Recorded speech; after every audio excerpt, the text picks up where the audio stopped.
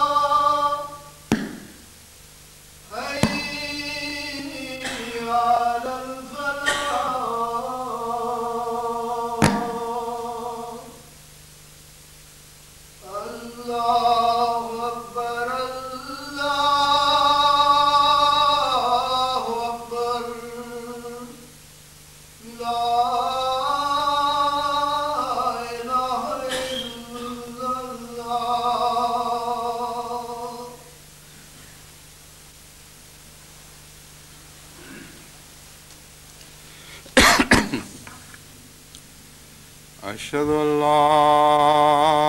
إله إلا الله وحده لا شريك له وأشهد أن محمدا عبده ورسوله أما بعد فأعوذ بالله من الشيطان الرجيم بسم الله الرحمن الرحيم الحمد لله رب العالمين الرحمن الرحيم مالك يوم الدين إياك نعبد وإياك نستعين اهدنا الصراط المستقيم صراط الذين أنعمت عليهم غير المغضوب عليهم ولا الضالين.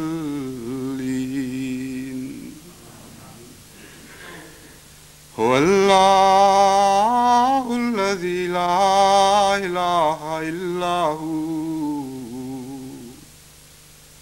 عالم الغيب والشهادة هو الرحمن الرحيم.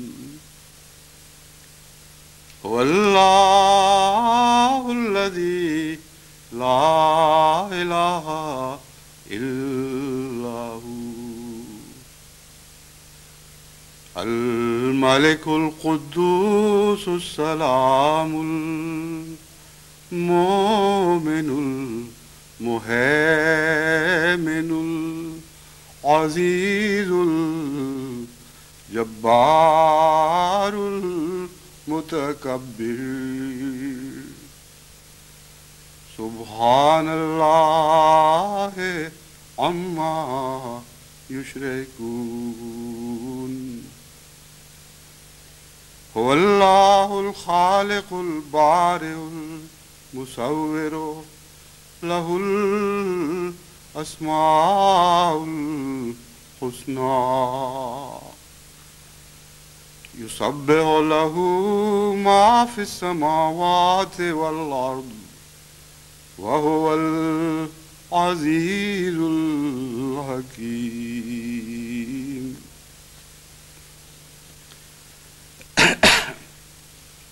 جماعت احمدیہ کی دوسری صدی کا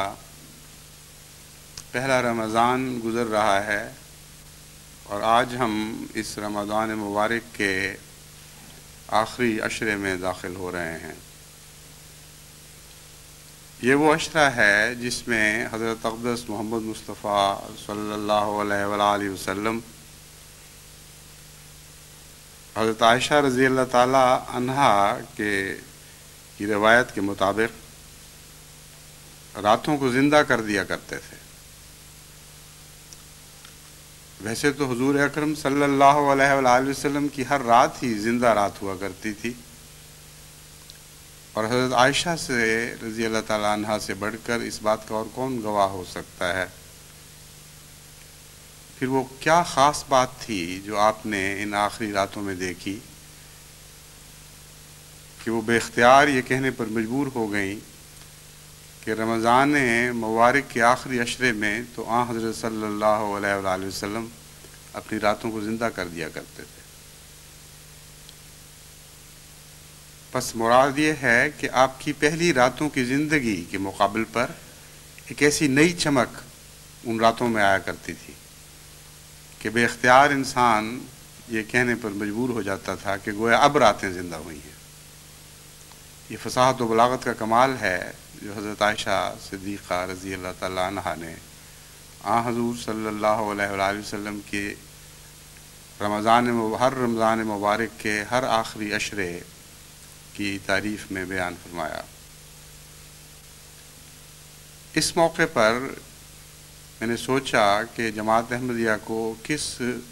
دعا کی خصوصیت سے تلقین کروں اور کس نیکی کی طرف خصوصیت کے ساتھ بلاؤں۔ ویسے تو جماعت ان دنوں نہایت ہی اہم تاریخی لمحات میں سے گزر رہی ہے، اور صرف ایک ہی ملک میں نہیں بلکہ اور بھی بہت سے ممالک میں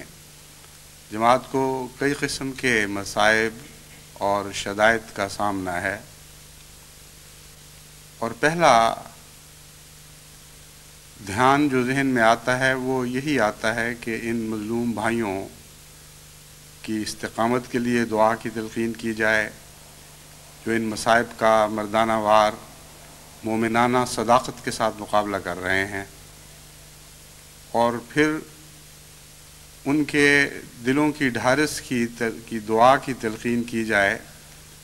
ایسی ڈھارس کی دعا کی تلقین کی جائے جو آسمان سے نازل ہوتی ہے اور انسانی کوشش اور جد و جہد کا اس سے تعلق نہیں۔ غرضی کہ ان باتوں کو سوچتے ہوئے بالآخر میرا ذہن جس بات پر ٹھہرا اور جم گیا وہ یہ بات تھی کہ میں توحید کی طرف جماعت احمدیہ کو بلاؤں اور توحید ہی کے ضمن میں دعاؤں کی تلقین کروں۔ یہ دور جس دور میں سے ہم گزر رہے ہیں یہ دور آتے ہیں اور چلے جایا کرتے ہیں، اور بہت سی برکتیں اپنے پیچھے چھوڑ جاتے ہیں۔ یہ غم عارضی ہیں، جو خوشیاں ان کے بعد آنے والی ہیں وہ دائمی ہیں، اور ہر اس غم کے پیچھے جو خدا تعالیٰ کی خاطر برداشت کیا جائے لازماً ایک دائمی خوشی پیچھے رہ جایا کرتی ہے، اور اسی کا نام جنت ہے۔ یہی وہ جنت ہے جو اس دنیا میں مشاہدہ کریں وہ یقین کے ساتھ کہہ سکتے ہیں کہ خدا کے فضل کے ساتھ ان کو اگلی دنیا میں بھی یہ جنت نصیب ہوگی۔ پس یہ باتیں جو غم کے بھیس میں آیا کرتی ہیں یہ ہمیشہ مومنوں کو خوشیوں کا اور تقویٰ کا لباس پہنا کر چلی جایا کرتی ہیں۔ لیکن ایک چیز جس کی ہمیں بہت شدید ضرورت ہے اور تمام دنیا کی جماعتوں کو، جماعت کے ہر فرد کو ضرورت ہے، وہ توحید خالص کو اختیار کرنا ہے۔ اس کا ان وقتی آزمائشوں سے کوئی تعلق نہیں، یہ ایک مستقل مضمون ہے، یہ وہ مقصد اعلیٰ ہے جس کی خاطر مذاہب قائم کیے جاتے ہیں۔ یہ انسانی زندگی کا معراج ہے جسے ہم نے حاصل کرنا ہے، اور جیسا کہ آپ نے بارہا حضرت خلیفۃ المسیح الثالث رحمہ اللہ سے سنا کہ اگلی صدی غلبہ توحید کی صدی ہوگی، اس لیے اس صدی کے آغاز ہی میں اس پہلے رمضان مبارک کے آخری مبارک عشرے میں نے سوچا کہ میں توحید ہی کی تلقین کروں اور توحید کے غلبے کی تیاری سے متعلق آپ کو کچھ نصیحت کروں، اور اسی ضمن میں کثرت کے ساتھ دعائیں کرنے کی تلقین کروں۔ توحید کا مضمون بظاہر بہت ہی آسان ہے، اور عمومی تصور یہ پایا جاتا ہے کہ لا الہ الا اللہ کا اعلان توحید کے غلبے کو ظاہر کرتا ہے، اور محمد رسول اللہ صلی اللہ علیہ وآلہ وسلم کی رسالت کا اقرار انسان کو جہاں توحید کا مضمون سکھاتا ہے، وہاں توحید کے سب سے اعلیٰ وسیلے کی طرف بھی اس کی رہنمائی کرتا ہے۔ اس بات سے تو انکار نہیں کہ یہ دونوں باتیں درست ہیں، لیکن حقیقت یہ ہے کہ یہ مضمون اتنا سطحی نہیں جتنا دکھائی دے رہا ہے، اتنا آسان بھی نہیں کہ جس طرح اس فقرے میں جو میں نے بیان کیا آپ کو سمجھ آ گیا کہ ہاں یہ توحید ہوا کرتی ہے اور یہ رسالت کا اقرار ہوتا ہے۔ بہت ہی گہرا مضمون ہے جو مسلسل جد و جہد کو چاہتا ہے۔ اس کا سمجھنا بھی در حقیقت لمبے تجارب کے بعد نصیب ہوا کرتا ہے، اور اس کو سمجھنے کے بعد پھر توحید کو اپنے نفس پر جاری کرنا ایک بہت ہی مشکل مضمون ہے، اور اسی کا نام جہاد اکبر ہے، اور یہی وہ جہاد ہے جس کی قرآن کریم نے کثرت کے ساتھ اور شدت کے ساتھ تلقین فرمائی ہے۔ بس ہم جنہوں نے یہ دعویٰ کیا ہے کہ ہم اس صدی میں داخل ہو رہے ہیں جو غلبہ توحید کی صدی ہے، اگر ہم نے اس توحید کو خود نہ سمجھا اور خود اپنے دلوں پر اور اپنے نفوس پر اور اپنی رگ جان میں جاری نہ کیا، تو پھر ہمارے دعوے بھی محض کھوکھلے اور بلند بانگ دعوی ثابت ہوں گے جن کے پیچھے حقیقت کوئی نہیں ہوگی۔ یعنی دعووں کی آواز تو بہت بلند جائے گی، لیکن وہ اعمال جو ان دعووں کو رفت دینے کے لیے ضروری ہوا کرتے ہیں، ان اعمال سے یہ دعوی خالی ہوں گے۔ اس مضمون پر غور کرتے ہوئے، چونکہ یہ بہت وسیع مضمون ہے، میں نے اس کا ایک حصہ آج چنا ہے، اور وہ ہجرت کا مضمون ہے۔ توحید کے ساتھ ایک ہجرت کا تعلق ہے جس کا قرآن کریم میں بڑی وضاحت کے ساتھ ذکر ملتا ہے، اور حضرت اقدس محمد مصطفیٰ صلی اللہ علیہ وآلہ وسلم نے اس پر بارہا بہت ہی بلند حکمت اور عرفان کے ساتھ روشنی ڈالی ہے۔ حضرت ابراہیم علیہ السلام کے ذکر میں قرآن کریم فرماتا ہے فَآمَنَ لَهُ لُوط وَقَالَ إِنِّي مُهَاجِرٌ إِلَىٰ رَبِّي إِنَّهُ هُوَ الْعَزِيزُ الْحَكِيمُ، کہ لوط ابراہیم پر ایمان لے آئے۔ اس وقت ابراہیم نے یہ کہا کہ میں تو اپنے رب کی طرف ہجرت کرنے والا ہوں۔ إِنَّهُ هُوَ الْعَزِيزُ الْحَكِيمُ، یقیناً وہ عظیم الشان غلبے کا مالک خدا ہے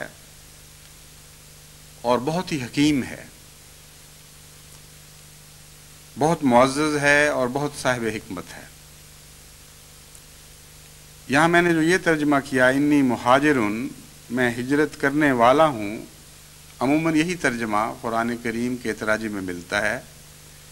لیکن ایک اور ترجمہ بھی ممکن ہے اور میرے نزدیک وہی زیادہ پسندیدہ ہے کہ میں تو ہمیشہ اپنے رب کی طرف ہجرت کرتا چلا جاتا ہوں، اور ایک لمحہ بھی میری زندگی میں ایسا نہیں آتا کہ میں اپنی رب کی طرف مہاجر نہ ہوں، یعنی ہجرت نہ کر رہا ہوں۔ یہ ترجمہ حضرت اقدس محمد مصطفیٰ صلی اللہ علیہ وآلہ وسلم کی تصدیق کی سند رکھتا ہے۔ چنانچہ اس ضمن میں وہ حدیث بھی آپ کے سامنے رکھتا ہوں جس سے آپ کو معلوم ہوگا کہ مہاجر کی صحیح تعریف کیا ہے۔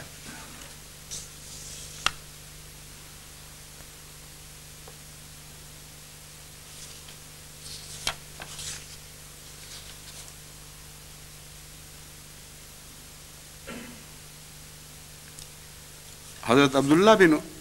عمر بن العاص رضی اللہ تعالیٰ روایت کرتے ہیں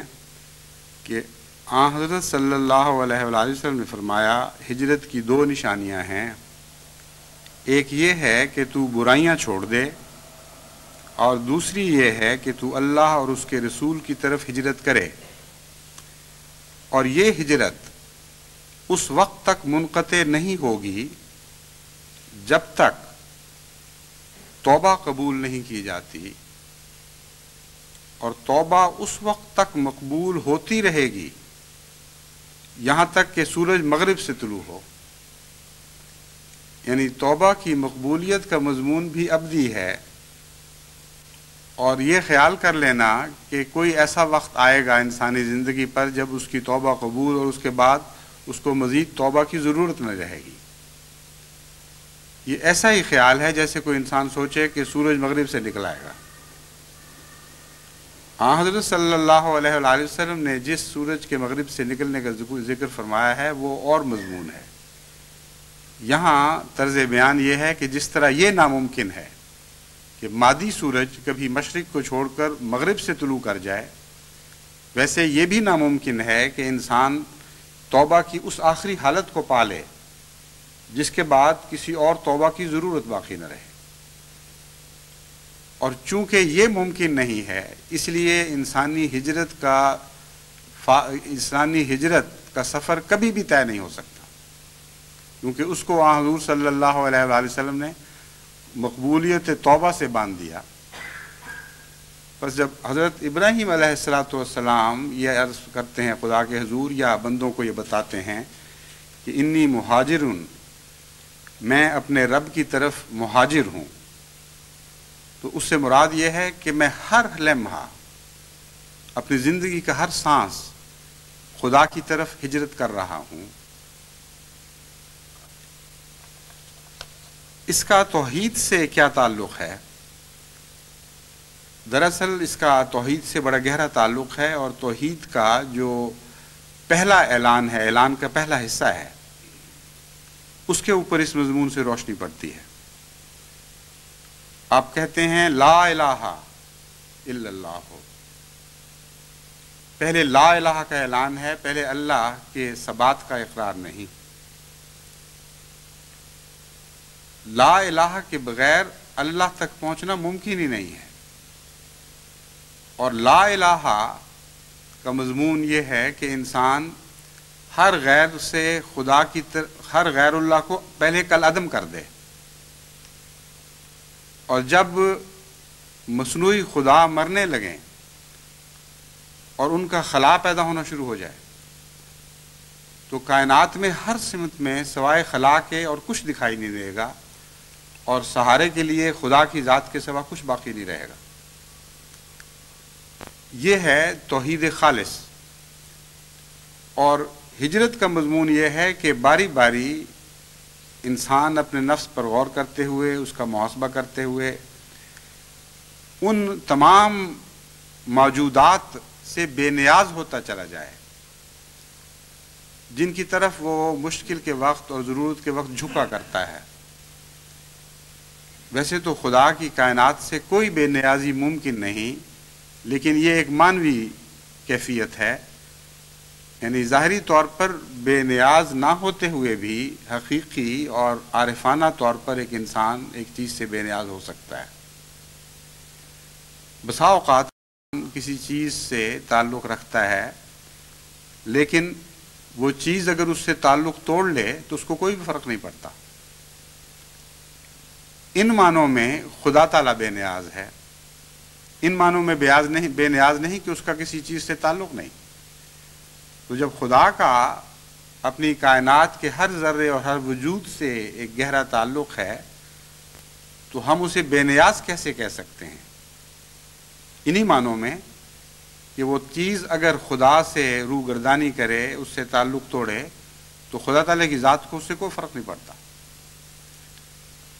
بس انہی معنوں میں انسان کو تمام کائنات کے ہر وجود سے بے نیاز ہونا پڑتا ہے، تب لا الہ کا مضمون پیدا ہوتا ہے۔ ورنہ تو ہر طرف الہ ہی الہ آپ کو دکھائی دیں گے، اتنے الہ ہیں کہ آپ ان کا شمار ہی نہیں کر سکتے۔ آپ کے دلوں میں بھی پیدا ہونے والے ہیں، آپ کے ماحول میں بھی پیدا ہونے والے ہیں، ہر طرف آپ کو الہوں کا ایک انبار نظر آئے گا، ایک ہجوم کثیر دکھائی دے گا، ایک انبوہ کثیر دکھائی دے گا، نہ ختم ہونے والا۔ لیکن بطور الہ کے آپ ان کو پہچانتے نہیں۔ اور واقعہ یہ ہے کہ یہ بھی ضروری نہیں کہ آپ بطور الہ کے ان کو اہمیت دیں، لیکن جب بھی ابتلا آئے اور جب بھی مشکل وقت پڑتے ہیں، اس وقت انسان کے ذہن میں ان کی اہمیتیں ابھرنے لگتی ہیں۔ اس میں بھی کوئی حرج نہیں، یہ بھی شرک نہیں، لیکن اگر ان کی اہمیت اتنی ثانوی رہے، ثانوی کے لفظ بھی پوری طرح اس پر اطلاق نہیں پاتا، اگر ان کی اہمیت کے باوجود اتنی بے حیثیت ہو کہ وہ ہو یا نہ ہو، اگر خدا آپ کے ساتھ ہے تو آپ کو اس کا کوئی فرق نہ پڑے۔ یہ مضمون اگر ہر ابتلا کے وقت، ہر اس موقع پر جب آپ نے دو چیزوں میں سے ایک اختیار کرنی ہے، آپ کے ذہن میں نمایاں ہو کر ابھرتا ہے اور کامل یقین کے ساتھ آپ ایک فیصلہ کرتے ہیں کہ میرا انحصار اس چیز پر نہیں ہے، میرا انحصار خدا پر ہے، تو اس حصے سے آپ کی خدا کی طرف ہجرت ہو جاتی ہے۔ یہ ہجرت کا مضمون جیسا کہ میں نے بیان کیا ہے اتنا آسان نہیں ہے۔ اکثر انسان اس کو تفصیل کے ساتھ اپنے زندگی کے تجارب پر وارد ہی نہیں کر سکتے، اور بہت سے خوش نصیب ایسے ہیں جو یہ مضمون سمجھتے ہیں اور آہستہ آہستہ مواحد بننے کی کوشش کر رہے ہوتے ہیں، لیکن ان کے لا الہ کا دائرہ اپنے قریب کے دائرے سے باہر رہتا ہے۔ دور کے علاقوں میں تو لا الہ کا مضمون ان کو دکھائی دینے لگ جاتا ہے، مگر جتنا اپنے ماحول کے قریب آتے ہیں اتنا ہی الہ نظر آنے شروع ہو جاتے ہیں اگر وہ دیکھنا چاہیں تو۔ مثلا کسی بہت ہی پیارے کی جدائی کا صدمہ ہے، بعض ماؤں کے اکلوتے بچے فوت ہو جاتے ہیں، اس وقت در حقیقت ان کی توحید آزمائی جاتی ہے۔ صدمہ ضرور ہوتا ہے، جیسا کہ میں نے بیان کیا ہے، تعلق کسی چیز سے تعلق رکھنا یہ اس بات کے خلاف نہیں ہے کہ انسان موحد ہو، کسی سے تعلق رکھنا بے نیازی کے مضمون کے مخالف نہیں ہے، ورنہ خدا کا کائنات میں کسی چیز سے کوئی تعلق نہ رہے۔ لیکن اس تعلق کے وقت جہاں ایک خلا پیدا ہوتا ہے، کیا وہ خدا بھر دیتا ہے یا نہیں؟ یہ مضمون ہے جس کو سمجھنے کی ضرورت ہے، اور یہی وہ مضمون ہے جو انبیاء علیہم السلام کو عظیم الشان صبر عطا کرتا ہے، اور لا خوف علیہم ولا هم یحزنون کا یہی دراصل مضمون ہے۔ یہ کیسے ہو سکتا ہے کہ انبیاء پر خوف کے وقت نہ آئیں؟ خوف کے وقت تو آتے ہیں، حضرت اقدس محمد مصطفیٰ صلی اللہ علیہ وآلہ وسلم پر بھی بڑے بڑے خوف کے وقت آئے اور حزن کے وقت بھی آئے، اور بعض احادیث سے پتہ چلتا ہے کہ آپ نے خود فرمایا کسی بات پر کہ اس وجہ سے میں محزون ہوں، لیکن قرآن کریم اعلان کر رہا ہے لا خوف علیہم ولا ہم یحزنون۔ تو اس سے مراد کیا ہے؟ اس سے مراد یہی ہے کہ کوئی خوف ایسا ان کی زندگی پر نہیں آتا جو ان کو مغلوب کر لے، کیونکہ ہر خوف کے وقت خدا ان کے ساتھ کھڑا ہوتا ہے۔ ہر خلا کو پر کرنے کے لیے خدا تعالیٰ کی ہستی ہر لمحہ ہر آن ان کے ساتھ موجود رہتی ہے۔ چنانچہ حضرت موسیٰ نے بھی جب قوم کو خوف درپیش تھا، آپ کو بھی خوف درپیش تھا، آپ نے فرمایا میرا رب میرے ساتھ ہے، وہ میری ہدایت کرے گا۔ حضرت صلی اللہ علیہ وآلہ وسلم نے غار ثور میں فرمایا لا تحزن ان اللہ معنا، اے ابو بکر کوئی غم نہ کر، خدا ہمارے ساتھ ہے۔ تو غم تو تھا، لیکن اس توحید کامل نے اس غم کو کل عدم کر دیا، اس کو بے حیثیت کر دیا۔ بس ہر طرف پہلے خلا پیدا کرنے پڑیں گے مواحد بننے کے لیے، اپنے ہر تعلقات کے دائرے پر نظر کرنی پڑے گی، اپنے نفوس کا جائزہ لینا ہوگا، یہ دیکھنا ہوگا کہ کس حد تک وہ ایسے وجود ہیں جو کسی حالت میں بھی آپ کو چھوڑ نہیں سکتے، یعنی آپ ان کو چھوڑ نہیں سکتے، اور اگر وہ ہاتھ سے جائیں تو آپ کے اندر بے اختیار واویلے کی اور نوحے کی کیفیت پیدا ہو جائے گی، اور وہ غم ہو سکتا ہے آپ کو مغلوب کر لے اور نڈھال کر دے۔ اگر کوئی ایسی شکل ہے تو پھر وہاں جھوٹے خدا موجود ہیں، اور ان سے نجات حاصل کرنا یہ توحید کامل ہے۔ اسی کا نام اللہ کی طرف ہجرت کرنا ہے۔ اس مضمون کا آغاز برائیاں چھوڑنے سے ہوتا ہے۔ جب ہم کہتے ہیں برائیاں چھوڑو تو در حقیقت اس کا ہجرت ہی سے تعلق ہے اور توحید ہی سے تعلق ہے۔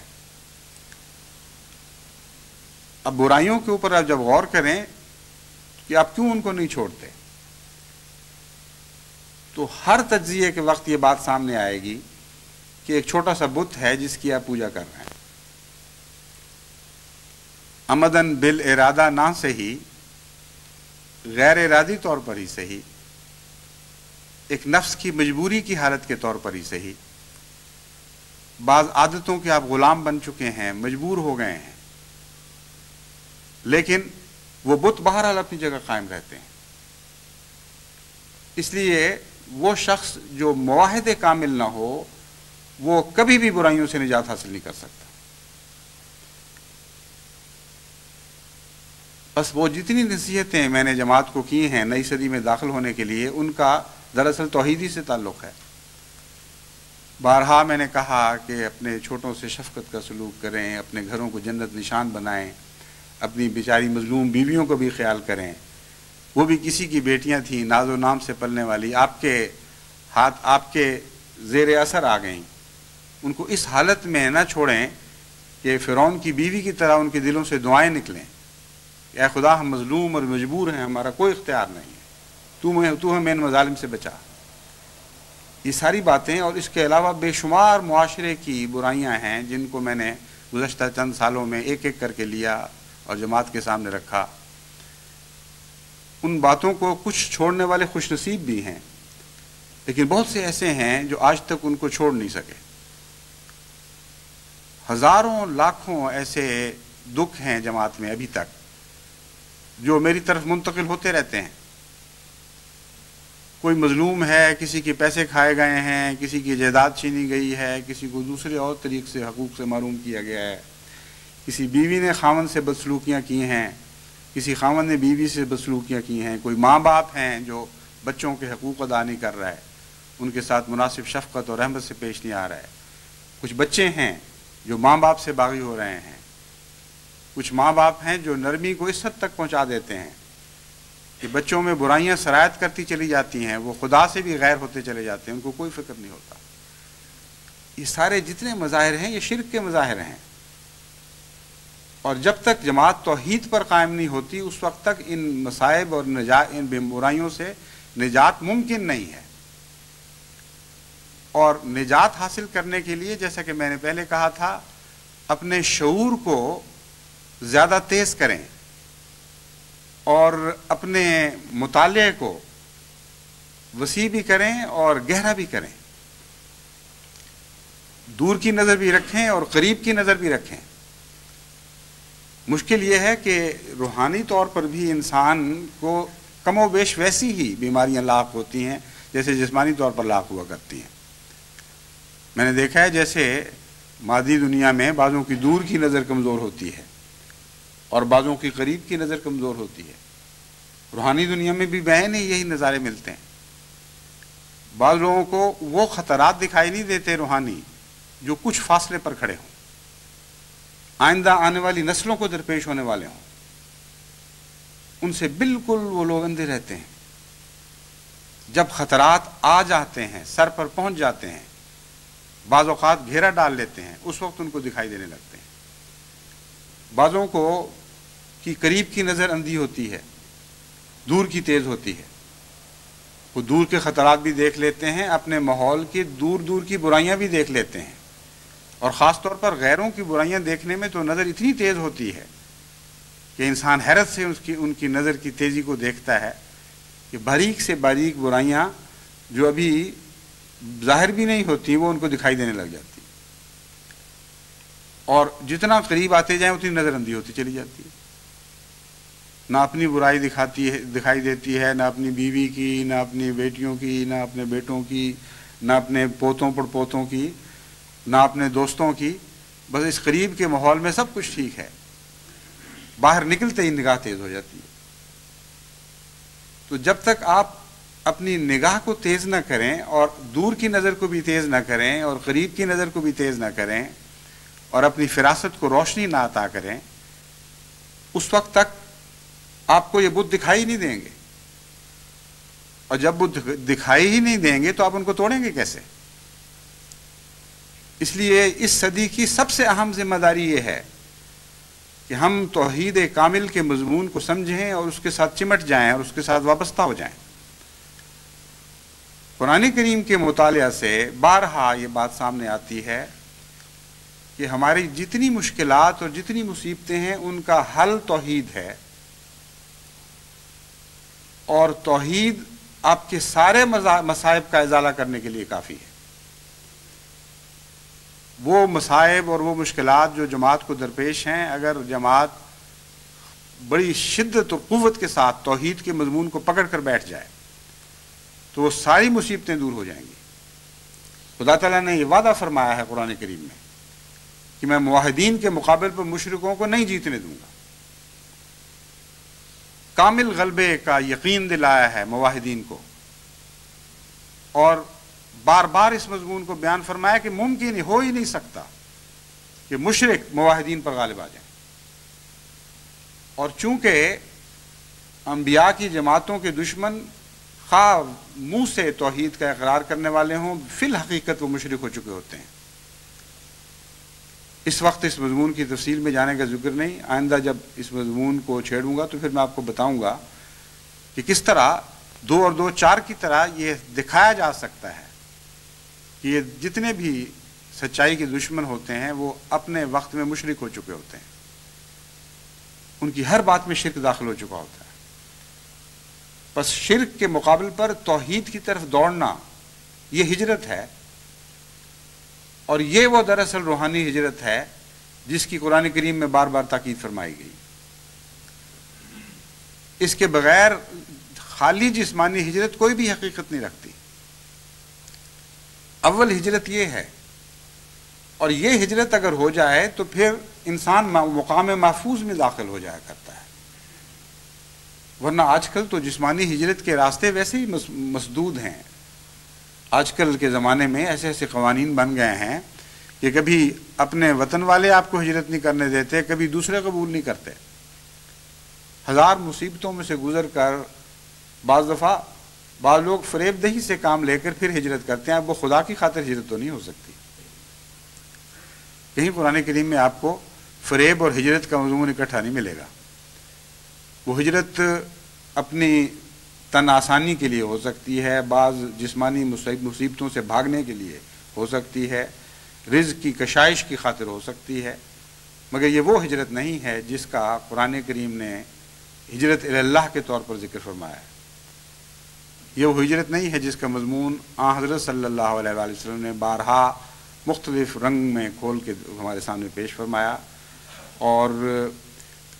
جس کا عرفان اپنی امت کو آپ نے عطا فرمایا ہے۔ ہجرت ہوتی ہے خوف سے امن کی طرف، اور حقیقت یہ ہے کہ اگر جسم خوف کی حالت میں بھی رہیں اور روح خدا کی طرف ہجرت کر جائے تو انسان کو امن نصیب ہو جایا کرتا ہے۔ پھر یہ دنیا کے ٹیرفس، دنیا کے قوانین، دنیا کی روکیں اور پاسپورٹ اور ویزوں کے جھگڑے ایسے انسان کو مقام امن میں داخل ہونے سے نہیں روک سکتے، کیونکہ خدا کی طرف ہجرت کے لیے کوئی روک نہیں ہے سوائے نفس کی وہ ان دیواروں کے جو انسان خود اپنے ارد گرد کھڑا کر لیا کرتا ہے۔ بس حقیقت میں آج کے مصائب کا حل بھی، آج کی ان مشکلات کا حل بھی جو مختلف جماعتوں کو مختلف ممالک میں دکھائی دے رہی ہیں اور جن میں سے ان کو گزرنا پڑ رہا ہے، وہ یہی ہے کہ وہ ہجرت کر جائیں، اور ہجرت شرک سے توحید کی طرف ہوا کرتی ہے۔ اگر آپ توحید کی طرف ہجرت کر جائیں تو میں آپ کو یقین دلاتا ہوں کہ قرآن کریم آپ کے حق میں یہ گواہی دے گا کہ لا خوف علیہم ولا هم یحزنون، ان کے اوپر کوئی خوف نہیں رہا اور کوئی حزن ان پر باقی نہیں۔ یہ مقام مامون میں داخل ہو گئے ہیں، مقام محفوظ میں داخل ہو گئے ہیں، اور اس ہجرت کو اختیار کرنے کے لیے آپ کو کسی قسم کی دقتوں مصیبتوں میں سے گزرنے کی ضرورت نہیں، بلکہ ہر قدم جو اس ہجرت کی راہ میں آپ اٹھاتے ہیں وہ راحت کا قدم ہے، طمانینت کا قدم ہے۔ وہ لوگ جن کو برائیوں سے بالارادہ نجات حاصل کرنے کا تجربہ ہے، وہ جانتے ہیں کہ پہلے اس سے بہت مشکل دکھائی دیا کرتی ہے، لیکن جب انسان عزم کر کے خدا تعالیٰ پر توکل کرتے ہوئے ایک فیصلہ کرتا ہے، اس سے مدد مانگتے ہوئے وہ برائی کو چھوڑنے کے لیے قدم اٹھاتا ہے، تو اچانک ساری مشکلات اس کی غائب ہو جاتی ہیں، وہ بڑے ہی راحت اور اطمینان کی فضا میں داخل ہو جاتا ہے، اور پھر جب مڑ کے دیکھتا ہے تو حیران ہوتا ہے کہ میں کن چیزوں میں مبتلا تھا، کس مصیبت میں مبتلا تھا۔ وہ نجات کا دن ہے۔ لیکن جیسا کہ حضرت صلی اللہ علیہ وسلم نے فرمایا، کوئی ایک دن ایسا نہیں ہے جسے آپ نجات کا دن قرار دے کر پھر ہمیشہ کے لیے اس سے چھٹی کر جائیں، اس کوشش کو ترک کر دیں۔ اور اس میں ایک لطف کی بات بھی ہے، نجات میں لطف ہے اور مزہ ہے۔ اگر ایک ہی نجات کا دن ہوتا تو آپ کے لطف اور مزے کا دن آپ کی زندگی میں بہت پیچھے رہ جایا کرتا، محض اس کی یادیں رہ جایا کرتی۔ لیکن اللہ تعالیٰ کی عجیب شان ہے کہ اس نے انسان کو یہ مضمون باریکی سے سمجھنے کی ایسی توفیق عطا فرمائی ہے، ایسی قابلیت بخشی ہے کہ ہر روز اس کے لیے کسی نہ کسی نجات کا دن ہو سکتا ہے، اور جتنا ہی وہ نجات حاصل کرتا چلا جاتا ہے ان بندھنوں کے پیچھے جن کو وہ توڑتا ہے کچھ اور بندھن بھی اس کو دکھائی دینے لگتے ہیں، پھر وہ ان سے آزاد ہوتا ہے، پھر ان کے پیچھے کچھ اور بندھن اس کو دکھائی دینے لگتے ہیں، پھر اس کے پیچھے کوئی اور بندھن دکھائی دینے لگتے ہیں، اور تب انسان کو اس کو سمجھ آتا ہے کہ کس طرح عارف کامل حضرت اقدس محمد مصطفیٰ صلی اللہ علیہ وآلہ وسلم نے فرمایا تھا کہ ہجرت کا مضمون کبھی ختم نہیں ہو سکتا۔ جس طرح بعض دفعہ پہاڑوں پر چڑھتے ہوئے ایک چوٹی کے بعد دوسری چوٹی، پھر دوسری کے بعد تیسری دکھائی دیتی ہے، اور انسان حیران ہوتا چلا جاتا ہے کہ میں اپنی طرف سے سب سے بلند نظر آنے والی چوٹی کے سر پہ پہنچ گیا ہوں، اس کے آگے آگے پھر ایک چوٹی ہے۔ یہ چوٹیاں تو ختم ہو جایا کرتی ہیں، ماؤنٹ ایوریسٹ پہ آپ پہنچ سکتے ہیں، ماؤنٹ ایوریسٹ کے بعد پھر آپ کو آسمان کے سوا کچھ دکھائی نہیں دے گا، لیکن وہ چوٹیاں جن کو سر کرنے کا قرآن کریم میں ذکر ملتا ہے،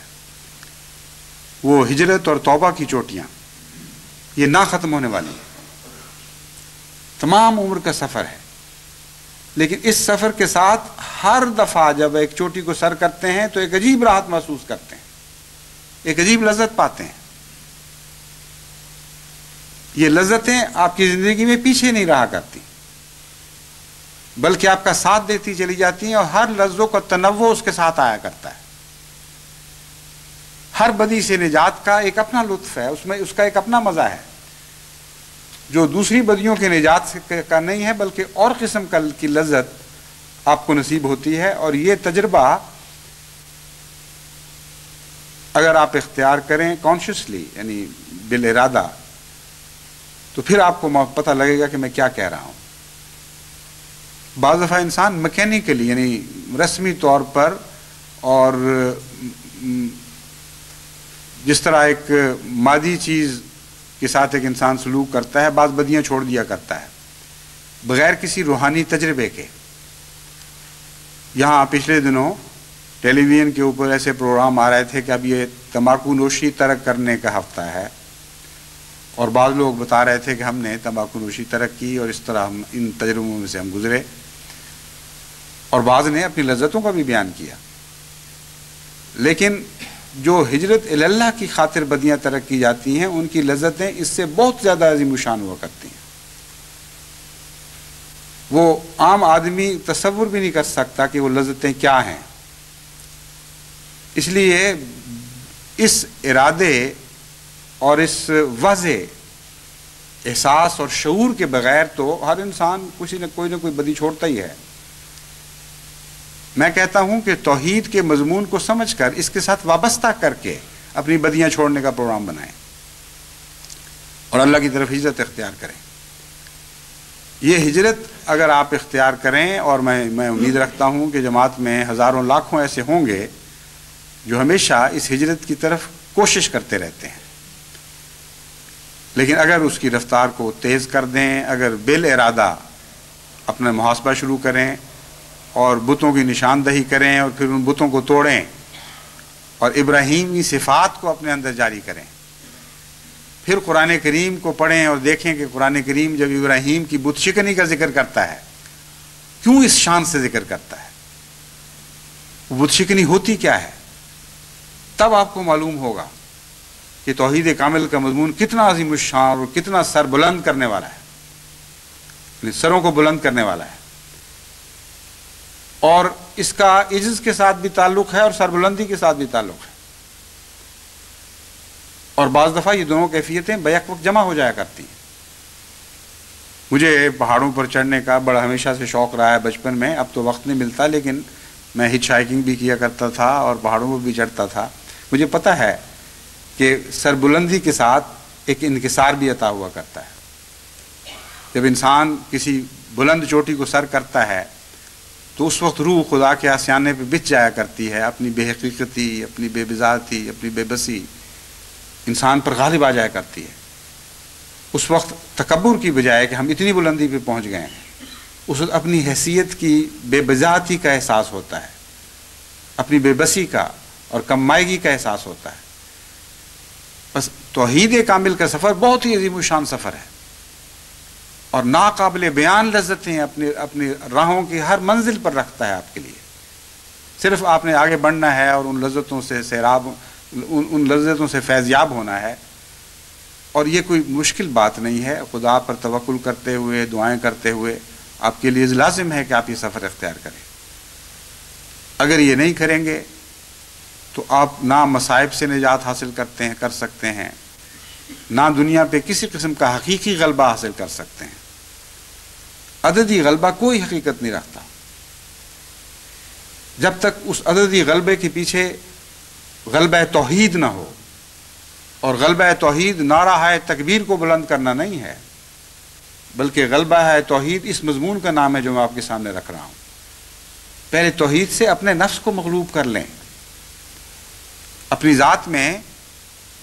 خلا پیدا کرنا شروع کریں اور ہر خلا کو خدا سے بھر دیں، پھر آپ موحد کامل بنیں گے۔ اور اگر آپ موحد کامل بن جائیں تو کوئی دنیا کی طاقت آپ پہ غالب نہیں آ سکتی، نہ امریکہ آپ پر غالب آ سکتا ہے، نہ روس آپ پر غالب آ سکتا ہے، نہ چین غالب آ سکتا ہے، نہ جاپان غالب آ سکتا ہے۔ ان ممالک کی کیا حیثیت ہے جو اپنی بقا کے لیے ان ممالک سے لٹکے ہوئے ہیں؟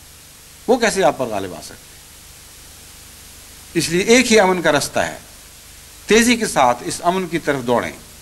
فروا الی اللہ کے مضمون کو سمجھیں۔ خدا فرماتا ہے فروا الی اللہ، فرار اختیار کرو، خطرات ہیں تمہیں چاروں طرف سے،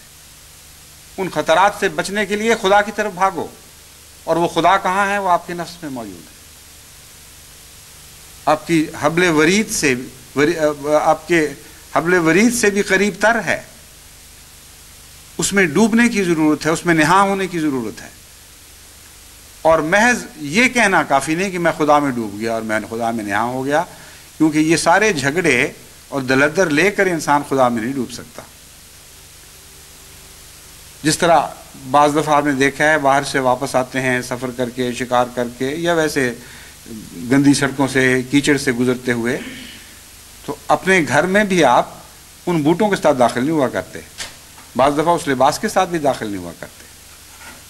بعض دفعہ میں نے دیکھا ہے انگریز ذمہ داروں کو کہ ذمہ داری کے کام سے فارغ ہو کر لدے پھندے اپنے گند کے ساتھ اور اس خاص قسم کے لباس کے ساتھ جو گندا ہو جایا کرتا ہے، گھر میں داخل ہوتے ہیں تو پہلے آواز دیتے ہیں گھر میں کہ لاؤ میرے دوسرے کپڑے لاؤ، میرے دوسرے بوٹ لاؤ، میرے لیے پانی لاؤ۔ وہاں اپنے پرانے کپڑے اتارتے ہیں، صفائی کرتے ہیں، پھر وہ داخل ہوتے ہیں۔ تو خدا تعالیٰ میں داخل ہونے کے لیے اس سے بھی زیادہ نظافت کی ضرورت ہے، صفائی کی ضرورت ہے، اور ان گناہوں کی ڈھیریوں کے ساتھ اور گندگیوں کے ساتھ انسان یہ کہہ کر خدا میں داخل نہیں ہو سکتا کہ اے خدا میں تجھ میں داخل ہو گئے، نہا ہم ہو گئے یار نہا میں۔ یہ مضمون کہنے میں آسان ہے، لیکن اسے ایک عارف باللہ ہی حقیقت میں بیان کر سکتا ہے۔ حضرت مسیح موعود علیہ الصلوۃ والسلام واقعتاً خدا میں نہا ہو جایا کرتے تھے، کیونکہ آپ کے ساتھ غیر اللہ کا تعلق باقی نہیں رہا تھا۔ غیر اللہ سے جڑے ہوئے آپ کس طرح خدا میں نہا ہو جائیں گے؟ اور جب تک آپ خدا میں نہا نہ ہوں گے، غیروں کے واروں سے آپ بچ نہیں سکتے، غیروں کے حملے سے آپ پناہ میں نہیں آ سکتے۔ آپ کے وجود کا کچھ نہ کچھ حصہ اس محفوظ فصیل سے باہر رہ جائے گا جو خدا کی حفاظت کی فصیل ہے۔ بس آج سب سے زیادہ ضرورت ہے کہ ہم توحید کے مضمون کو خوب اچھی طرح سمجھیں، اور اس رمضان مبارک میں کثرت کے ساتھ یہ دعائیں کریں کہ اللہ تعالیٰ ہمیں اپنا کامل موحد بندہ بنا دے، اور تمام جماعت کے لیے بھی یہی دعائیں کریں۔ اس دعا میں ساری دعائیں آ جاتی ہیں، اس دعا میں اپنے مظلوم بندوں کی حفاظت کی دعا بھی آ جاتی ہے، کیونکہ آپ ان کی حفاظت نہیں کر سکتے، آپ جو چاہیں کر لیں، آپ میں طاقت نہیں ہے۔ اگر آپ میں طاقت ہوتی تو ان ظالموں کو جرأت نہ ہوتی کہ آپ کے بھائیوں کو اس قسم کے دکھ دیں اور اس قسم کی تکلیفیں پہنچائیں۔ بس ایک ہی راہ ہے، آپ ان کی حفاظت کے لیے ایک ہی اقدام ہے جو کر سکتے ہیں کہ ان کے لیے توحید کامل کے حصول کی دعا کریں اور خود مواحد کامل بن جائیں، کیونکہ اگر آپ مواحد کامل بن جائیں گے تو آپ کی ہر درد کی پکار آسمان پر سنی جائے گی، آپ کی ہر التجا مقبول ہوگی۔ یہ ممکن نہیں ہے کہ ان کے دکھوں کا دکھ جو آپ کے دل کو حاصل ہوگا اس پر خدا رحم اور شفقت کی نگاہ نہ کرے۔ بارہا میں نے دیکھا ہے کہ ایسے ایسے خوفناک مصائب یوں آنن فنن ٹل جاتے ہیں جیسے بعض دفعہ آندیاں بادلوں کو بکھیر دیا کرتی ہیں۔ اگر دل میں ایک شدید درد کی لہر دوڑے اور انسان اس وقت محسوس کر لے کہ خدا کی رحمت کی نظر اس پر پڑ گئی ہے۔ بعض دفعہ ابتلا کچھ دیر لمبے بھی ہو جایا کرتے ہیں، یہ بھی الگ مضمون ہے، لیکن جو مواحد ہو جائے پھر وہ اس بات سے بے نیاز ہو جایا کرتا ہے کہ جلدی سنی گئی ہے یا دیر میں سنی گئی، کیونکہ یہ بھی ایک توحید ہی کی علامت ہے۔ توحید میں سپردگی کا مضمون ہے، نہا ہونے کا مضمون ہے۔ جب آپ خدا کے اپنے وجود کو خدا کے سپرد کر دیتے ہیں، پھر اس پر چھوڑ دیتے ہیں، پھر جانتے ہیں کہ اب جو کچھ بھی ہونا ہے خدا تعالیٰ کی اعلیٰ اور باریک در باریک حکمتوں کے نتیجے میں ہونا ہے، اور وہ بہتر سمجھتا ہے کہ کس طرح ہماری دعاؤں کو قبول کرے گا اور کون سی چیز ہمارے لیے بہتر ہے۔ لیکن اس مضمون کے ساتھ پھر بے چینی غائب ہو جاتی ہے، تکلیف کے ازالے ہو جاتے ہیں، انسان اپنے آپ کو امن میں محسوس کرتا ہے۔ تو یہ بقیہ رمضان خصوصیت کے ساتھ توحید کے لیے دعائیں کریں. ہم نے تمام دنیا کو توحید سے فتح کرنا ہے. اس کے بغیر عددی غلبہ اور سیاسی غلبہ کوئی بھی حیثیت نہیں رکھتا. سچے مومن کو ان غلبوں کی ایک جوتی کی نوک کے برابر بھی پرواہ نہیں ہوا کرتی. غلبہ وہی ہے کہ خدا تعالیٰ کی عظمت اور خدا کی توحید کو بنی نوع انسان کے دلوں پر قائم کر دیں اور بنی نوع انسان کو اس توحید کے جلال سے مغلوب کر دیں. بس ہمارا سفر جو اس صدی میں اب شروع ہو چکا ہے، اس سفر کا منتہا یہ رہنا چاہیے اور اس سفر کا قبلہ ہمیشہ یہی رہنا چاہیے، اور کبھی بھی ہم نے اس قبلے سے روگردانی نہیں کرنی چاہیے کہ اس توحید کے اختتام سے پہلے لازماً خدا کی توحید دنیا پر غالب آ جائے. ان علاقوں میں اور ان قوموں پر بھی غالب آ جائے جہاں توحید کے نعرے تو بلند ہوتے ہیں مگر دل توحید سے خالی ہے. ان علاقوں اور ان قوموں میں بھی غالب آ جائے جہاں توحید کے تصور کے ساتھ مشرکانہ تصور مل جل گئے ہیں اور توحید کا تصور بھی خالص نہیں رہا. اور ان علاقوں میں بھی توحید غالب آ جائے جہاں ابھی تک خدا کا تصور بھی دوبارہ قائم نہیں ہو سکا، یعنی پہلی نسلوں سے اس تصور کو مٹا دیا گیا اور ابندی نسلیں ایسی پیدا ہو رہی ہیں. کروڑ انسان ایسے پیدا ہو رہے ہیں جو اپنے خالق کے وجود کے احساس سے ہی آ رہی ہیں. بہت بڑا کام ہے. اتنا بڑا کام ہے کہ ہمارا اپنی موجودہ حیثیت کو دیکھتے ہوئے یہ اعلان کرنا کہ ہم یہ کام کر لیں گے ایک دیوانے کی بڑھ سے زیادہ حیثیت نہیں رکھتا. بارہا میں نے تجربہ کیا ہے، بڑے بڑے دانشور مجھے ملنے آتے ہیں، جب ان کو میں بتاتا ہوں کہ یہ ہمارا پروگرام ہے تو بعض دفعہ کہتے ہیں واقعی آپ کو یقین ہے کہ آپ ایسا کر لیں گے؟ میں ان کو سمجھانے کی کوشش کرتا ہوں کہ ہاں ہمیں یقین ہے اور اس یقین کی وجوہات ہیں. میں ان کو ماضی میں لے جاتا ہوں اور پرانے زمانوں کے سفر کراتا ہوں، ان کو مسیح کے زمانے کی سیر کراتا ہوں، ان کو بتاتا ہوں کہ دیکھو پہلے بھی ناممکن تھا، ناممکن تو ضرور ہے لیکن ہو جایا کرتا ہے یہ ناممکن. یہ ناممکن وہ نہیں جو اس کو تم دنیا کی نظر سے ناممکن سمجھتے ہو، یہ اور مضمون ہے. وہ ہمدردی میں بعض دفعہ شرافت میں خاموش تو ہو جاتے ہیں لیکن مجھے نظر آتا ہے کہ ان کی آنکھوں میں بے یقینی باقی رہی ہے، کیونکہ یہ دانشور لوگ ہیں، جانتے ہیں کہ اس چھوٹی سی جماعت کی کوئی حیثیت نہیں ہے. ٹھیک ہے 120 ممالک میں پھیل گئی مگر کہاں تک پھیلی، کتنا نفوذ کیا؟ ایک بھی تو ایسا ملک نہیں جہاں ان کو واقعی غلبہ اور قوت نصیب ہوگی. اس لیے وہ اپنے اندازے لگاتے ہیں، عربے لگاتے ہیں اور کہتے ہیں ہاں ٹھیک ہے نیک ارادے ہیں آگے بڑھو، لیکن اس دنیا تمہارے اختیار کی دنیا نہیں، تمہاری طاقت سے باہر نکل چکی ہے. جس رفتار سے تم اس دنیا کو توحید کی طرف لاؤ گے اسے سینکڑوں گنا زیادہ رفتار سے یہ دنیا غیر مواحد اور مشرک اور بے دین بچے پیدا کر رہی ہو. اس لیے عقل کے ناخن لو، تم کیسے اس سے ایسے بڑے دعوے کرتے ہو؟ اگر دنیا کے کمپیوٹرز میں ان دلائل کو ڈالا جائے تو کوئی شبہ نہیں کہ آج دنیا ہمیں دیوانہ اور ان توحید کے غلبے کے انکار کرنے والوں کو فرزانہ قرار دے گی. لیکن ایک اور کمپیوٹر ہے اور وہ مذاہب کا کمپیوٹر ہے، مذاہب کی تاریخ کا کمپیوٹر ہے،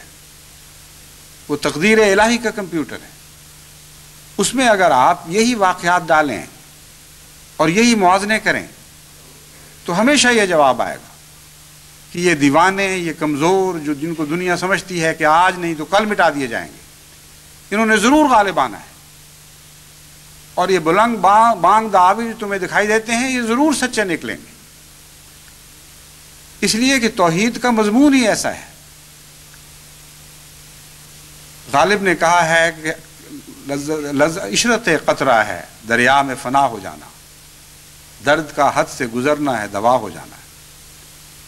اس نے تو اور رنگ میں کہا ہے، مگر میں اس کو ہمیشہ توحید کے مضمون پر اطلاق پا کر کے اس کی لذت حاصل کرتا ہوں. ہمیں قطرہ ہیں اور ہمارے مقابل پر سمندر ہیں. ہماری عشرت یہ نہیں ہے کہ ان شور سمندروں میں غائب ہو جائیں. اور ان کے ساتھ یکجہتی اختیار کر کے ان کی عظمتوں کو اپنی عظمت سمجھنے لگے. یہی پیغام ہے جو آج پاکستان ہمیں دے رہا ہے. یہی پیغام ہے جو آج بعض دوسرے عرب ممالک اور دیگر مسلمان ممالک عربوں یا غیر عربوں ہمیں دے رہے ہیں. اور وہ یہی کہتے ہیں کہ آؤ ہم تمہیں عشرت قطرہ بتاتے ہیں. تم ہمارے مقابل پر ایک قطرے سے زیادہ حیثیت نہیں رکھتے. اور قطرے کی لذت یہ ہو جایا کرتی ہے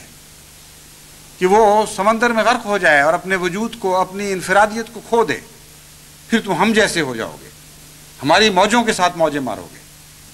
ہمارے غلبوں کے ساتھ ساحلوں پہ غلبے حاصل کرو گے. میں ان سے کہتا ہوں کہ نہیں، ہم اور قسم کے قطرے ہیں. ہم وہ قطرے ہیں جو توحید میں فنا ہونے والے ہیں. تمہارے سمندروں کے تو کنارے موجود ہیں، مگر توحید باری تعالیٰ بے کنار ہے، اس کی کوئی حدیں نہیں. اگر تمہارے سمندر میں غرق ہونے سے ایک قطرہ تمہارے سمندر کی سی عظمتیں حاصل کر سکتا ہے تو کیوں غور نہیں کرتے کہ توحید باری تعالیٰ کے سمندر میں غرق ہونے سے قطرہ کتنی عظیم الشان عظمتیں حاصل کر سکتا ہے، کتنی ناقابل بیان عظمتیں حاصل کر سکتا ہے. بس وہ عشرت ہے جس کی طرف میں آپ کو بلاتا ہوں. اپنے وجود کے حقیر ذرے کو، اپنی جماعت کے ایک قطرے کو اب توحید باری تعالیٰ کے ناپیدا کنار سمندر میں غرق کرتے ہیں. پھر آپ نے غالب آنا ہی آنا ہے. کوئی دنیا کی طاقت آپ پر غالب نہیں آ سکتی. یہ سمندر پھر آپ کی منتیں کریں گے کہ اے قطرہ توحید، ہمیں اپنے اندر داخل کر لو. ہم اپنی شوریدگیوں سے تنگ آئے بیٹھے، ہمیں اپنے وجود کا حصہ بناؤ، ہمیں پاک کرو، تاکہ ہم تمہارے ساتھ مل کر خدا کی توحید کے عظیم سمندر کا ایک حصہ بن جائے. اللہ ہمیں اس کی توفیق عطا فرمائے.